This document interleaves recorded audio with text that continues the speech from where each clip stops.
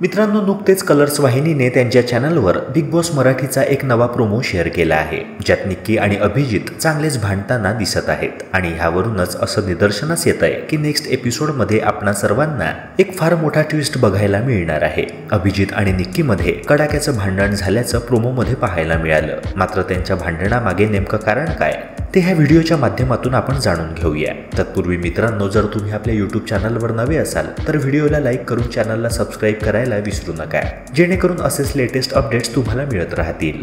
मित्रांनो, प्रोमोमध्ये असे दिसले की निक्की अभिजितला म्हणते की ह्याच्या फॅन्सना ह्याच्याकडून फार अपेक्षा होत्या की तो कॅप्टन बनेल, पण त्याने तर अंकिताला कॅप्टन बनवलं। ह्यावर अभिजित उत्तर देताना म्हणतो की हो, कारण आमच्यात लोकशाही आहे, तुमच्या ग्रुपमध्ये तर हुकुमशाही म्हणजेच डिक्टेटरशिप होती।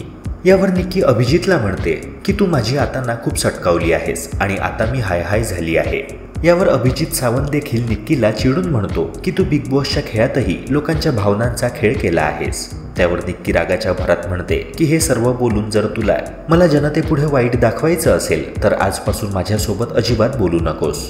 मित्रांनो, एकंदरीतच चित्र असे आहे की अभिजितने अंकिताला कॅप्टन बनवल्याने निक्कीचा राग अनावर झालाय। मित्रांनो, ह्या प्रोमोवर किंवा निक्की आणि अभिजित यांच्या वादावर तुमचे काय मत आहे कमेंट सेक्शनद्वारे नक्की कळवा। तसेच व्हिडिओला लाईक करून चॅनलला सबस्क्राईब करायला विसरू नका। भेटूया पुन्हा एका नव्या व्हिडिओसह। जय हिंद, जय महाराष्ट्र।